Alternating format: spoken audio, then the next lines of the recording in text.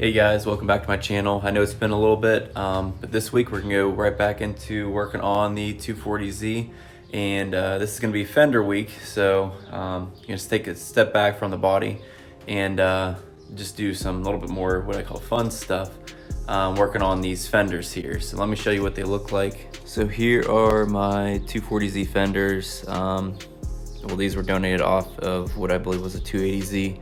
What I want to do today is start to get these stripped down and see what I'm working with. One's not in too bad of shape. This other one though, is gonna need a lot of work.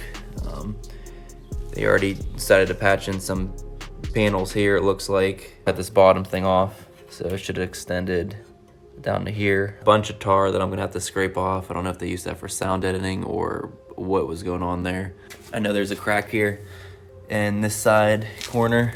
So right there, where the headlight meets, it's all cracked, so I'm gonna have to grind all that out. But other than that, from the outside, it doesn't look too bad besides that crack. But I know right here, I'm probably gonna have to replace all this because this is where they patched it in, and I'm sure they didn't do a good job. Also, I've been working on my dad's fender, just got his for his truck, 51 Ford F1. Got that all welded in, came out really nice. These aftermarket pieces, the curvature does not match up at all to this fender, so a lot of beaten panel working and stuff like that. But you can see on the back side where I welded it in, just left that there for more structural support. A lot more work to do on this one too, but it's getting there. But let's get back to my 240Z fenders here. Set it up on the horses here and start grinding everything down. So the tools I'm gonna be using is this angle grinder here with the wire brush. This is what I'm gonna be doing to strip down the edges and everything. And the other one is this 4.5 inch flap disc on an angle grinder. Just gotta be careful with this one, not to grind down the metal too much. Just quickly go over it. You know, once you see metal, don't keep staying in the same spot because it will gouge it.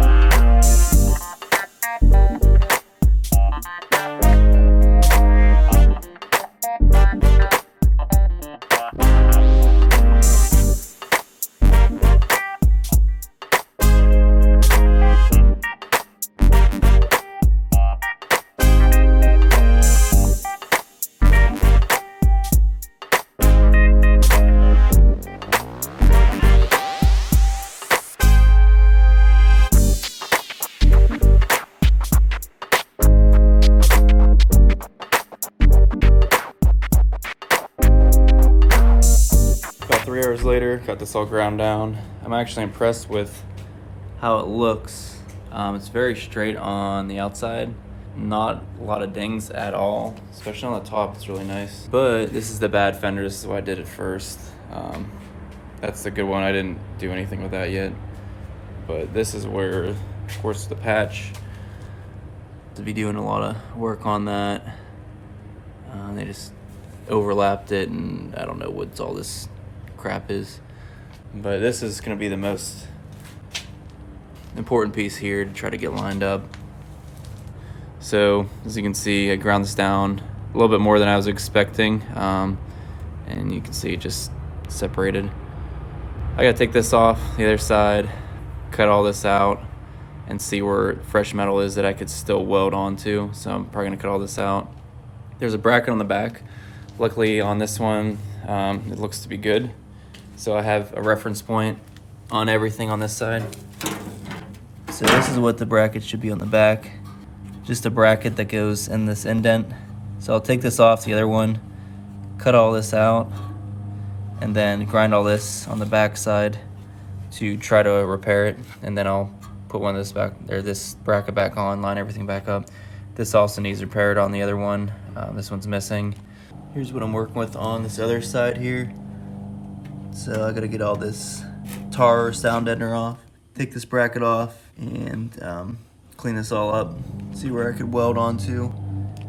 Here's what the back side, bad one on the other side of it. They just put a piece of metal over here and welded this on, drilled some holes. And also they cut this off, this support bracket.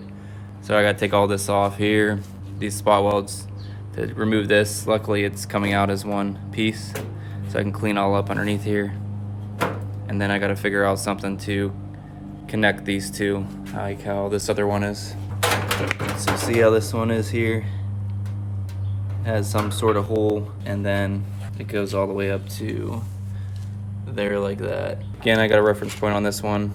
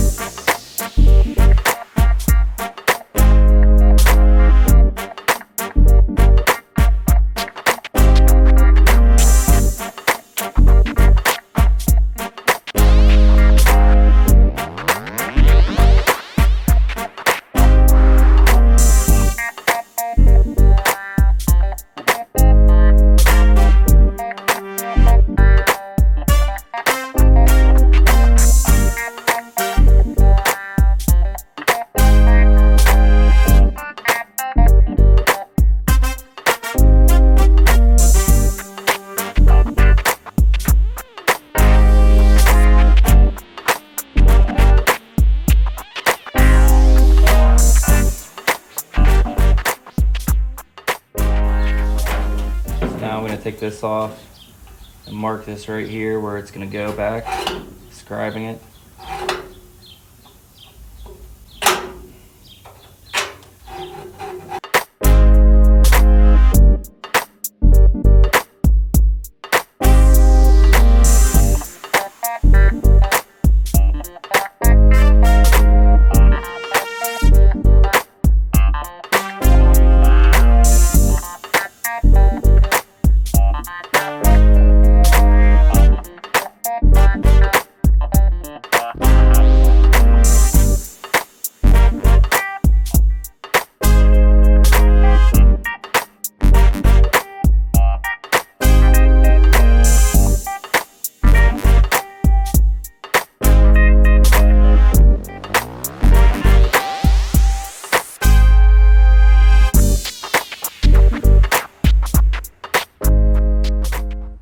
Alright guys, so a couple days later here, finally got this piece made up.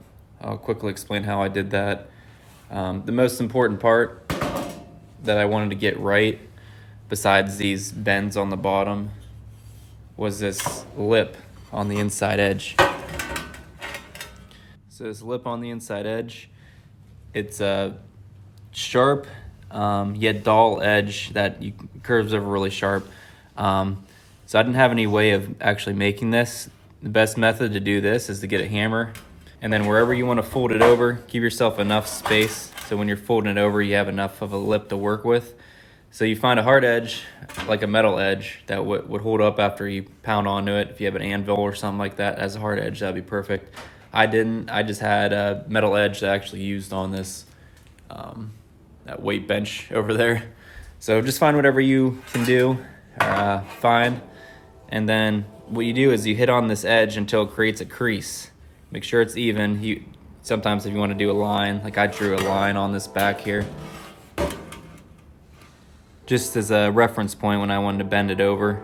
So I have to cut this excess off here because I gave myself enough room to curl it over. But anyway, I have to cut this to meet the same width as this.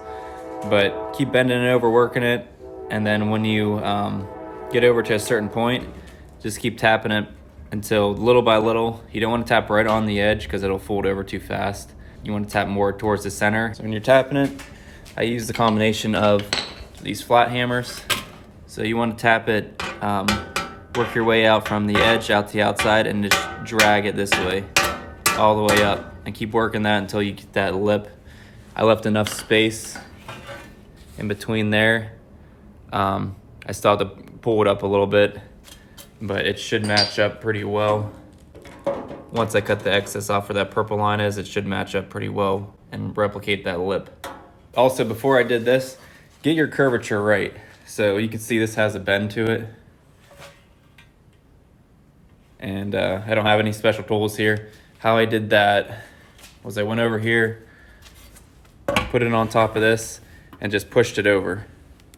So just keep pushing it over, working it until it bends. I have the right curvature now, so I don't want to do it. This bottom piece, I had a friend that had a metal bender, so I went over there real fast, used that metal bender after it was all formed to crease it over like the factory, crease it over with that edge that I formed. Step 1, get your curve right. Step 2, form that edge if you have to. And then step 3 would be to do these bends. So I just got to trim this up now to fit it in here. And then we'll get to welding up everything, and I'll show you what that looks like when it's all done. Here's this trashy piece that was in there. That's why I'm cutting this out. Yeah, just complete garbage. Stock thickness for these panels are usually 18 and 19 gauge, so as long as you're around that on these 240Zs, you should be fine. Gonna weld on the back side and the front side, so when I grind everything smooth, it will be flush and I won't have to worry about this cracking. Leave the back weld if you can grind that a little bit, but you really want to leave that back weld back there just so you don't have any problems in the paint from vibration after you put everything on, after you paint it and stuff. You want to have a nice strong weld, so that's why I weld both sides.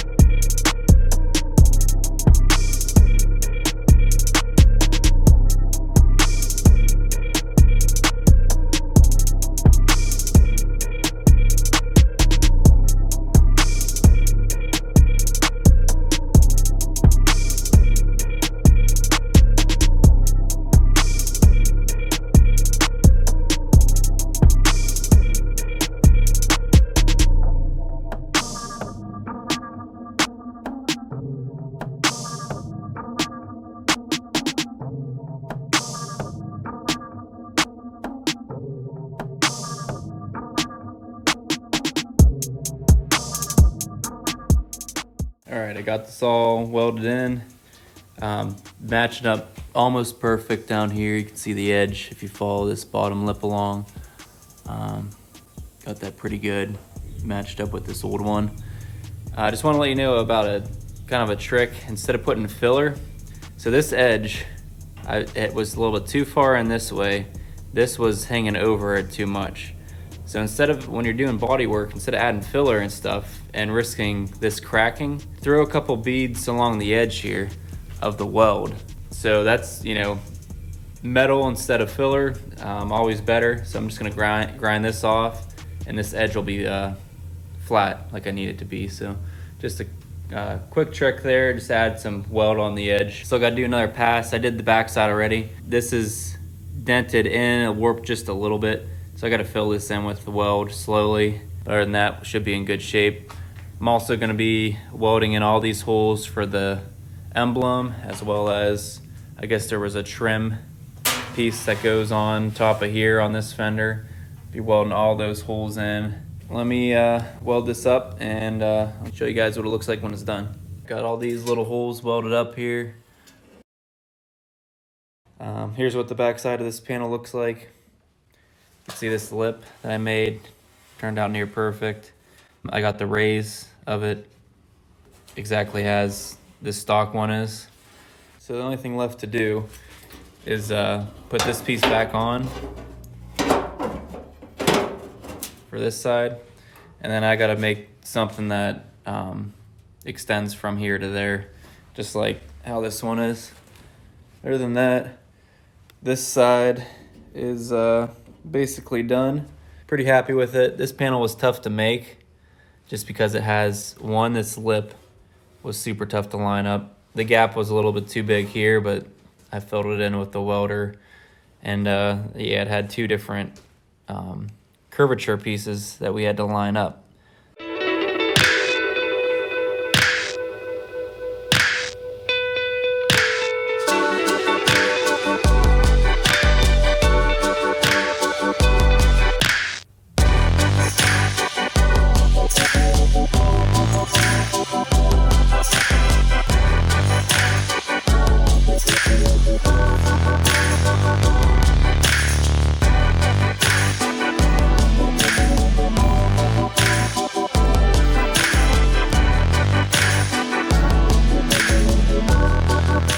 Alright guys, that's gonna do it for this week. I'm gonna try to knock the rest of this out in the next video, hopefully.